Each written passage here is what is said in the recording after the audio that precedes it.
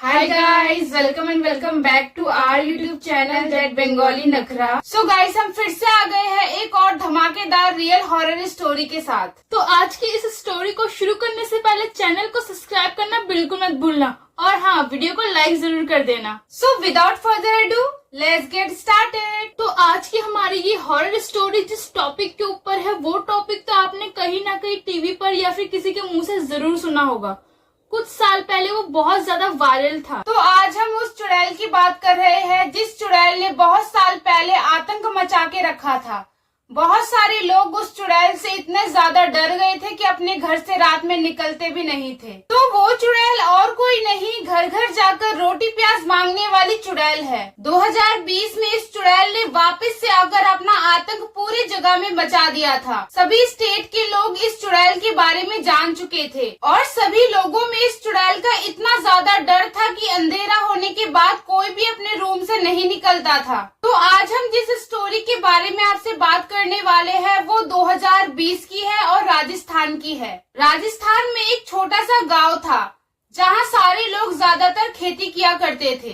तो उसी गांव में एक नीतू का परिवार भी रहता था। नीतू, उसका छोटा भाई, नीतू की बड़ी बहन और नीतू के मम्मी पापा। नीतू के पापा बाजरे की खेती किया करते थे। उनको खेती करना बहुत ज्यादा पसंद था और वो अपने खेतों की बहुत अच्छे से ध्यान रखा करते थे। समय समय पर अपने खेतों में पानी दिया करते थे और देखते थे कि कोई उनके खेतों को नुकसान तो नहीं पहुंचा रहा। उनका खेत उनके घर से काफी नजदीक पर ही था, मतलब इतनी नजदीक था कि अगर वो अपने घर की खिड़की से अपना खेत देखे तो उनको आराम से दिख जाएगा। वैसे तो वो ज्यादातर समय अपने खेत में ही बिताते थे, लेकिन जब भी वो अपने घर में रहते थे तो हर 1 घंटे में अपने खेत को जरूर देखा करते थे, क्योंकि उनके बाजरे की फसल लगभग पक गई थी और उसको काटने का समय आ चुका था। इसीलिए वो अपने बाजरे की फसल की अच्छे से देखरेख किया करते थे ताकि कोई भी उनके बाजरे की फसल को किसी भी तरह से कोई नुकसान ना पहुंचा सके।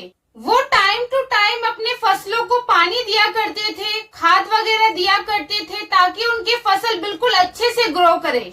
नीतू के पापा के खेत के आसपास और भी कई सारे फसलें उगाई गई थी, जैसे आलू, टमाटर, प्याज आदि वगैरह, जिसके मालिक भी नीतू के पापा के अच्छे दोस्त थे। नीतू के पापा को उनके फसल से इतना ज्यादा प्यार था कि उनके घर वालों को ये लगता था कि ये पूरा दिन अपने खेत में ही बिता सकते हैं। एक दिन की बात है, नीतू के पापा अपने खेतों में अच्छे से पानी दे देते हैं और अपने खेतों को अच्छी तरह से चेक करके घर वापस लौटने लगते हैं। घर आकर वो अच्छे से खाना वगैरह खा लेते हैं। नीतू के पापा की एक आदत थी, खाना खाने के बाद वो क्या करते थे कि अपने घर की खिड़की से वो अपने खेतों में लगे फसलों को देखा करते थे, कहीं उनको कोई नुकसान तो नहीं पहुंचा रहा। तो इस दिन भी क्या होता है कि खाना खाने के बाद नीतू के पापा अपने घर के खिड़की के सामने खड़े हो जाते हैं और अपने खेतों को जैसे ही वो देखने लगते हैं उन्हें किसी औरत की चूड़ियों की आवाज आने लगती है। नीतू के पापा अपनी पत्नी से कहते हैं कि देखो, खेतों में से किसी की चूड़ियों की आवाज आ रही है,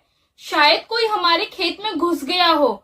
एक काम करता हूँ, मैं फटाफट से देख के आता हूँ। तो नीतू की मम्मी नीतू के पापा से कहते हैं कि बहुत रात हो गई है, शायद कोई यहाँ से गुजर रही होगी, उसके चूड़ियों की आवाज होगी, तुम्हें इतनी रात को कहीं जाने की जरूरत नहीं है। पर नीतू के पापा का मन बिल्कुल भी नहीं कर रहा था। वो सोच रहे थे कि मैं एक बार बस देख के आ जाता हूँ। पर नीतू की मम्मी के मना करने के बाद उन्होंने दोबारा खिड़की की तरफ अपने खेतों में देखा।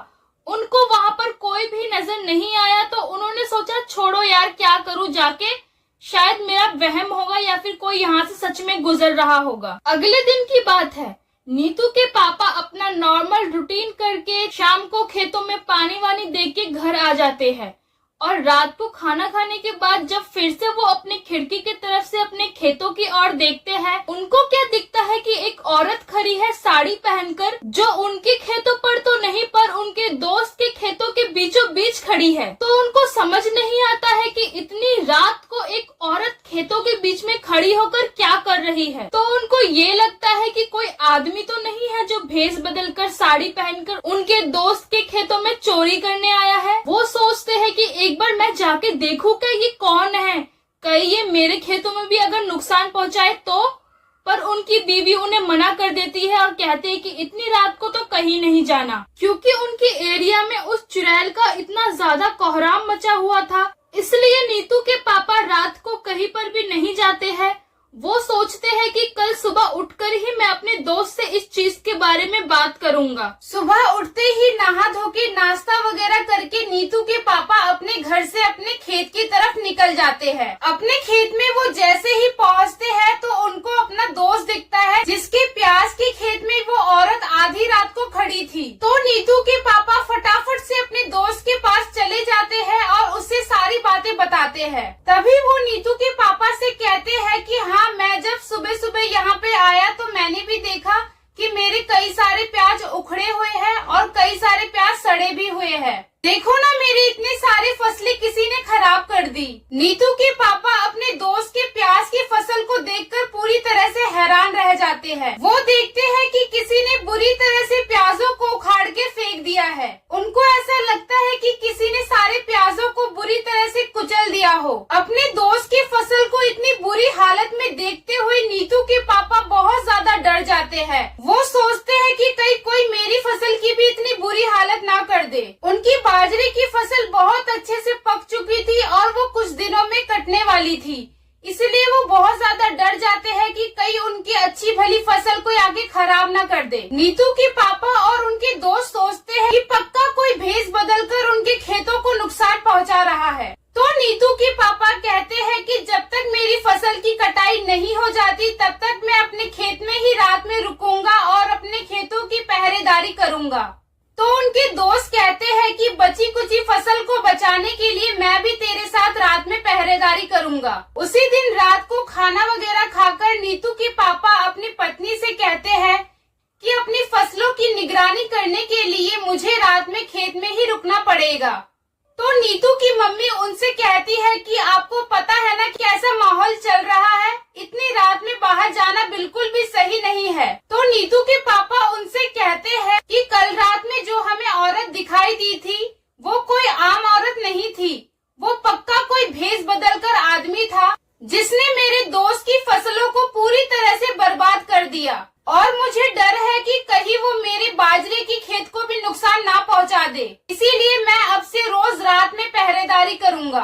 वो कहते हैं कि अगर उस आदमी ने हमारी फसलों को खराब कर दिया तो हम बर्बाद हो जाएंगे। नीतू की मम्मी को इस समय पर कुछ भी समझ नहीं आता कि वो क्या करे, क्योंकि ये खेत ही उनकी रोजी रोटी थी। इसीलिए वो नीतू के पापा से कहती है कि तुम अपने दोस्त के साथ ही रहना और अपना ध्यान रखना। तो ऐसा ही होता है। नीतू के पापा खाना खा के खेत की तरफ निकल पड़ते हैं। खेतों में पहुंचकर वो देखते हैं कि उनका दोस्त भी आ गया होता है। दोनों दोस्त अपने अपने खेतों में कहीं छुपकर बैठ जाते हैं। उन दोनों की निगरानी करते करते करीब 2-2:30 बज जाते हैं कि तभी नीतू के पापा के दोस्त के प्याज के खेतों पर किसी की जोर से आवाज आती है। दोनों एकदम से चौकन्ना हो जाते हैं और देखने लगते हैं कि कौन है। वो दोनों क्या देखते हैं कि एक औरत है जो कि उनकी तरफ पीठ करके झुकी हुई है और प्याज तोड़ रही है। वो दोनों फटाफट से उस औरत के पास आ जाते हैं और उससे पूछते हैं कि तू कौन है। लगातार पूछने के बाद भी वो औरत प्याज तोड़ना बंद नहीं करती है। जैसे ही नीतू के पापा के दोस्त उस औरत के कंधे पर हाथ रखते हैं और उसका पीठ थपथपाते हैं, वो औरत उनके तरफ पलटती है, जिसे देखकर उन दोनों के होश उड़ जाते हैं।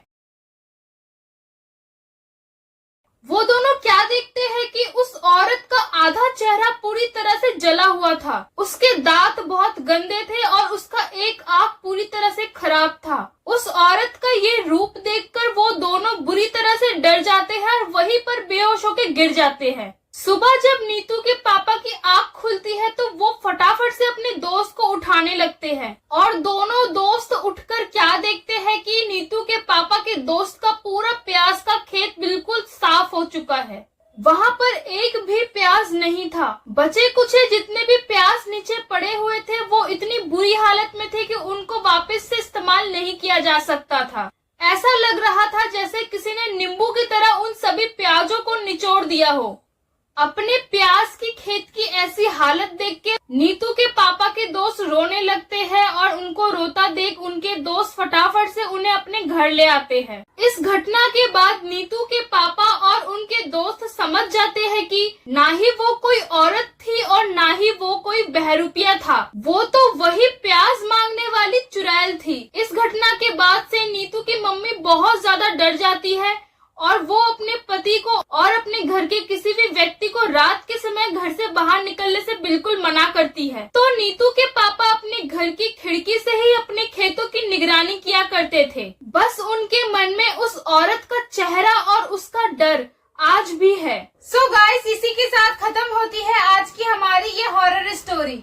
अगर आपको ये वीडियो अच्छी लगी हो तो प्लीज हमारे चैनल को सब्सक्राइब करना बिल्कुल मत भूलना और हाँ, वीडियो को लाइक भी कर देना। हम आपसे मिलेंगे नेक्स्ट वीडियो में न्यू हॉरर वीडियोस के साथ। तब तक के लिए बाय।